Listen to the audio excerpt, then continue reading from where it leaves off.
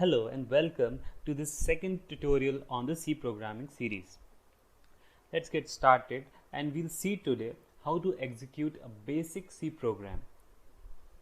There are two ways to do it. First way is requires an editor, a compiler and a computer. So editor is where you write the program, which could be Notepad++ or a Vim editor. Compiler is where your written code will get compiled to produce an executable, and then that executable runs on the computer to give you the output.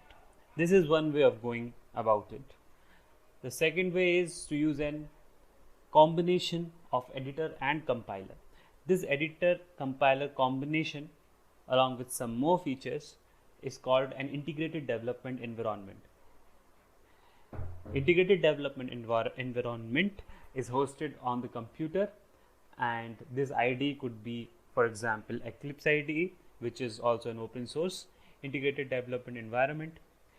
And using both these two features, we can go about executing a basic C program, which we'll see shortly.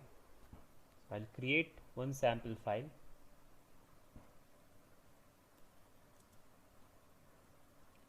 I will be using the Vim editor, which is an open source editor.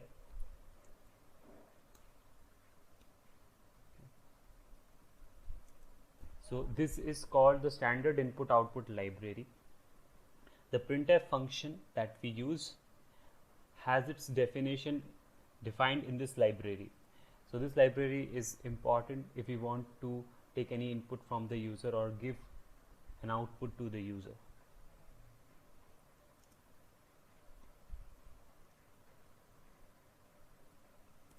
And this is the main function of the C program. This is where the execution of the C program begins. This is the return type of the function.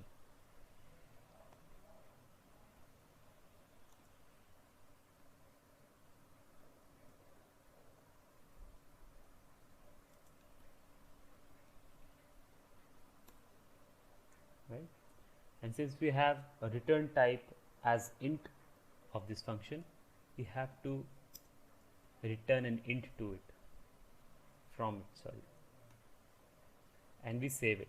To save anything written on the Vim editor, you have to press escape first of all to get out of the edit mode, X and an exclamation mark.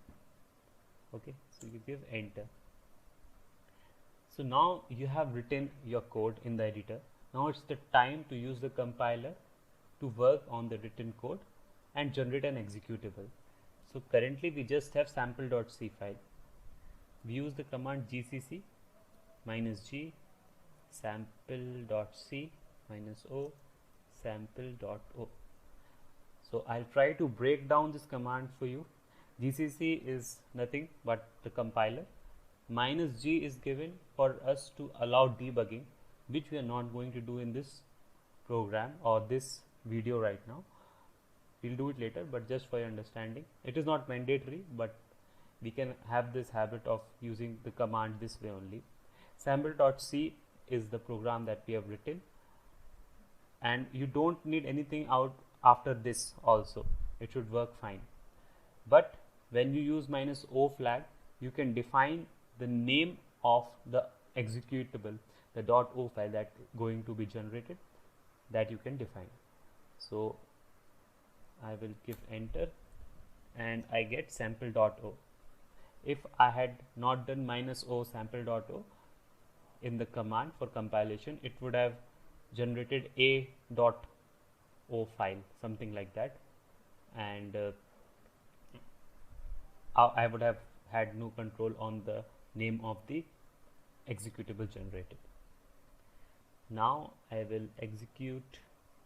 So we have finished the two steps. We have written the program and we have compiled it and we've got the executable. Now I am running the executable to get the output. As you can see, my output and the terminal's next line are on the same line. So I missed out giving a new line into that hello world. Hello friends, now we will see how to use an IDE to run a C program. Eclipse is one such IDE, so I visit the official Eclipse website and I click on download. This is perhaps the latest Eclipse distribution available, so I click on download, and here they will show the prompt where I can click on save file and OK. With this I'll get this zip file in my downloads, and when I unzip it,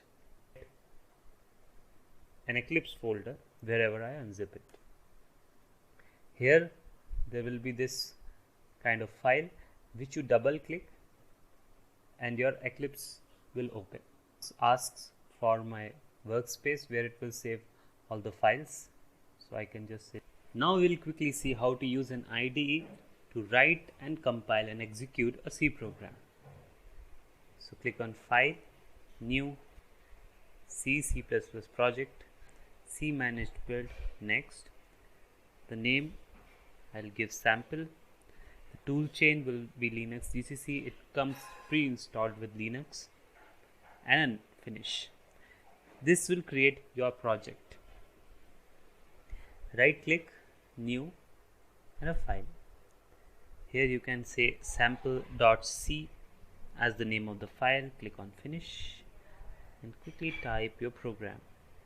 So now I've written the program, and here only they have provided the console output to see the output of the program. So Control B is used to build. There are two errors. Okay, I have not put the brackets here.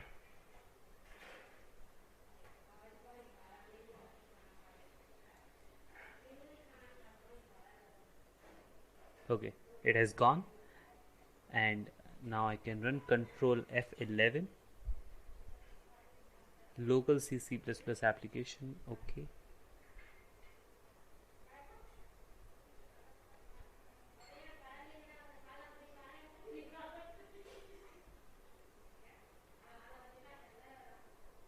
yeah, so it has given me the output. After having seen both the ways of executing a basic C program, we can see that there could be few advantages and disadvantages with using IDE, which are configuring IDE on the system could be a little tricky. Since IDE is a big software, it usually takes some time to load. But the positive sides to it is that since everything is hosted at one place, you don't have to mingle with a lot of things while executing your code, and it is graphically little better than a normal editor, and it offers better features to debug the errors in the code. So a general advice is that if you are accustomed to using terminal, use IDE, and if you are more on to using IDE only, you should also know how things work using a normal editor and a terminal. So that's it for this second video. If you learned something from it, please hit the like button because it motivates, and we'll meet the next week with a third